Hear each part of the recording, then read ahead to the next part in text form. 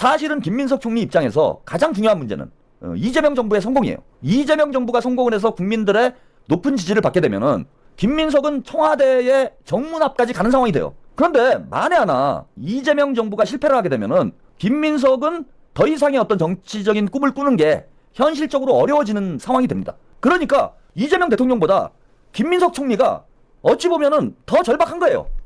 이재명 정부가 꼭 성공을 해야 되는 거야. 지금 이재명 대통령의 입장에서 제일 절박한 게 김민석을 서울시장을 만드는 것일까? 아니면은 당대표를 만드는 것일까? 서울시장 1번, 당대표 2번. 제가 김민석 총리가 당대표를 해야 된다. 계속해서 여러분들의 귀에 피가 날 때까지 이런 이제 주장을 하고 있는데 이게 이제 점차 가시화되고 있어요, 지금. 자, 이 얘기가 이제 나와요. 그죠? 이게 저만 이제 떠드는 얘기가 아닙니다.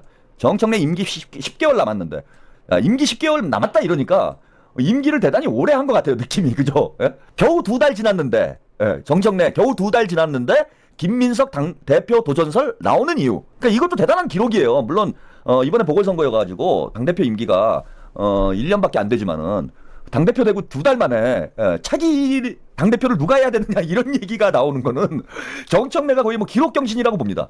그 당을 얼마나 엉망으로 이끌었길래 벌써 이런 얘기가 공공연하게 나옵니까?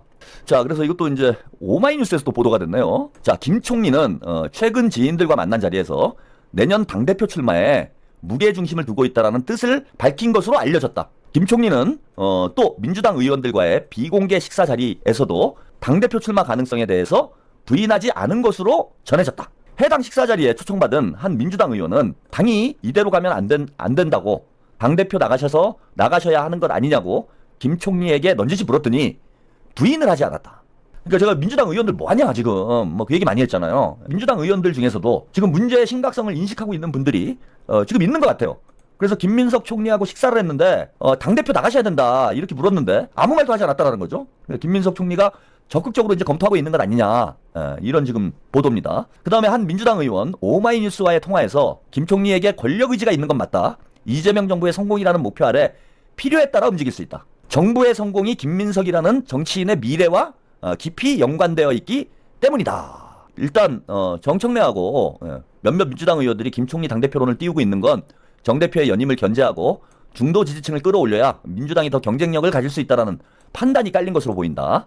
당정 간 온도차가 공개 거론되는 상황에서 이 대통령과 긴밀한 호흡을 맞출 수 있는 당대표를 뽑아 2028년 총선에 대비를 해야 된다. 김 총리 입장에서도 내년 당대표가 돼서 2028년 총선을 김민석 체제로 치르는 게 차기 대권 도전 등 이후 정치 행보를 모색하는데 더 유리할 수 있다. 전원을 보도한 것이기 때문에 뭐 사실인지 아닌지 이제 확인이 안 되고 김민석 총리가 지인에게 당대표 출마 의사가 있다라는 걸 뭐 확인을 해줬다.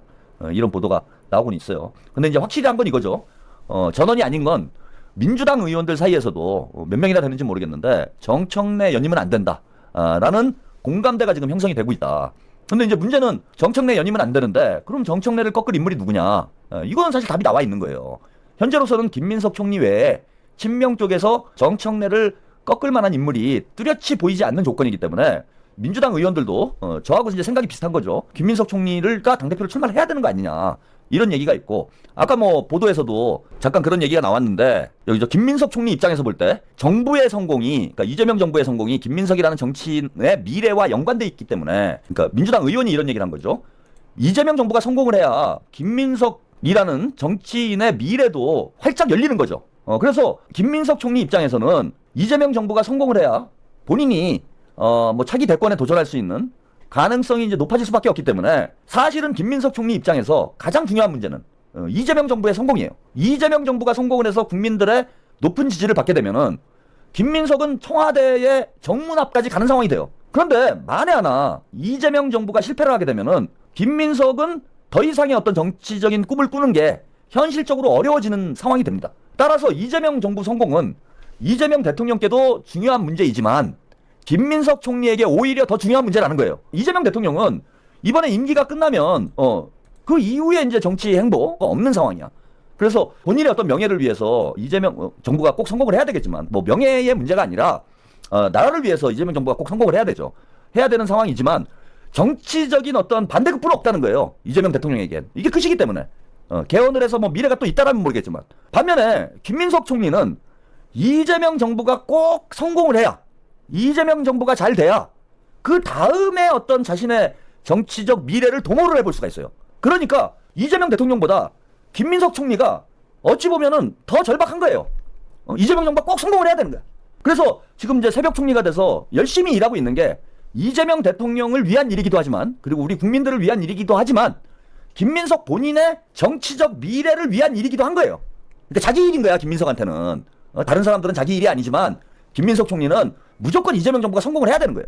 그래서 누구보다도 열심히 일하는 건 자기를 위한 일이기도 하기 때문에 그렇다라는 거예요. 좀. 그런 면에서 볼 때 지금 정청래가 당대표가 돼가지고 이재명 대통령 지지율이 계속 떨어지고 당이 흔들리고 당이 완전히 당나라당이 되고 이런 상황이 오게 되면 김민석 총리에게는 이게 가장 큰 장애가 되는 거지. 그래서 지금 뭐 확정이라고 제가 말씀드리는 게 아니라 김민석 총리는 여러 가지 생각을 하고 있을 거라는 거예요. 이재명 정부의 성공을 위해서 지금 가장 중요한 일이 뭘까?